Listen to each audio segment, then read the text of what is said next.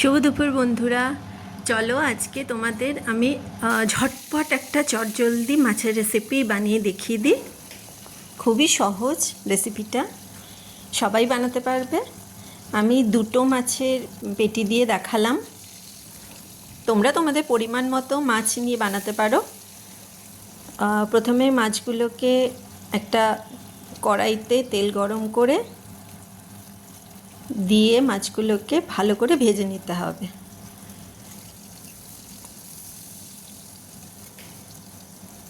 মাছগুলো একটু উল্টে পাল্টে ভালো করে ভেজে নেবে।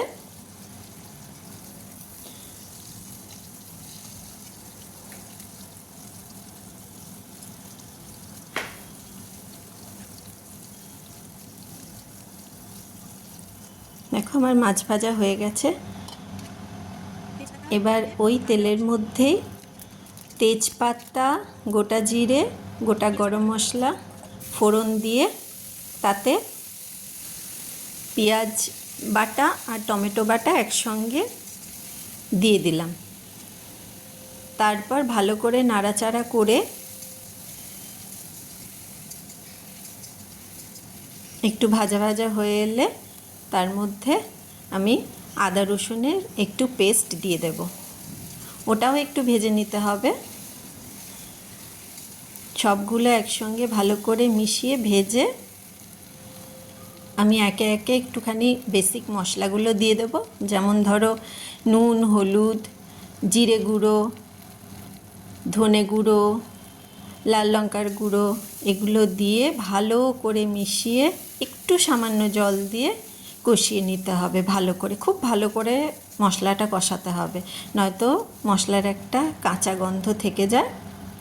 আর একটা কাঁচা লঙ্কা আমি একটু কুচি কুচি করে কেটে ওর মধ্যে দিয়ে দিলাম। দেখো খুব ভালো করে মশলাটা আমি কষিয়ে নিয়েছি। এবার একটা পাত্রের মধ্যে এই 2 চামচের মতো টক দই ভালো করে ফেটিয়ে আগে থাকতে রেখে দিয়েছিলাম, তো সেটাও দিয়ে দিলাম মশলার মধ্যে। এবার ওই দই দিয়ে মশলাটা খুব ভালো করে কষাতে হবে। দেখো আমার মশলা কষানো হয়ে গেছে, তার উপর আমি একটুখানি পরিমাণ মতো জল দিয়ে দিলাম। যে যতটা পরিমাণে ঝোল খেতে পছন্দ করো সে তার পরিমাণ মতোই জল ঢেলো বা জল দিও, ঝোল দিও। দেখো আমি যেহেতু আমি এখানে দুটো মাছ দিয়ে দেখিয়েছি, সেই জন্য আমি জলের পরিমাণটা একদম অল্প একটুই নিয়েছি। দেখো ঝোলটা ফুটে উঠলে আমি তাতে মাছ দুটো দিয়ে দিলাম। এবার মাছ দুটো দিয়ে আবারও কিছুক্ষণ ভালো করে ঝোলটা ফুটতে দেব।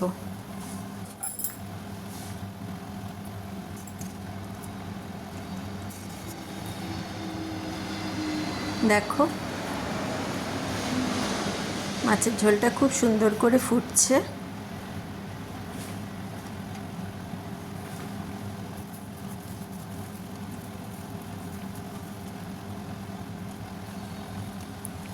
এরপরে আমি ওই ঝোলের উপরে সামান্য গরম মশলা দিয়ে দেব। আমি এখানে এভারেস্টের শাহি গরম মশলা ইউজ করেছি।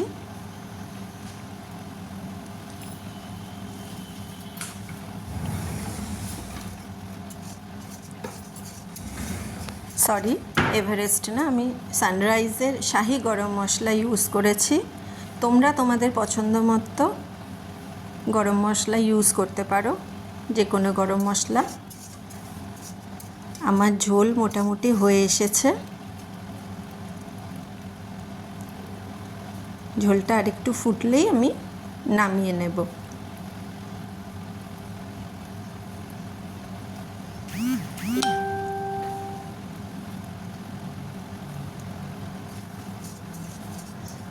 দেখো আমার মাছের এই রেসিপিটা কিন্তু অলমোস্ট ডান।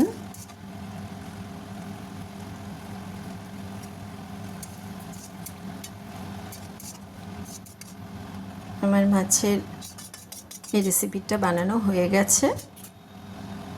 দেখো ভালো লাগলে একটা লাইক করে দিও।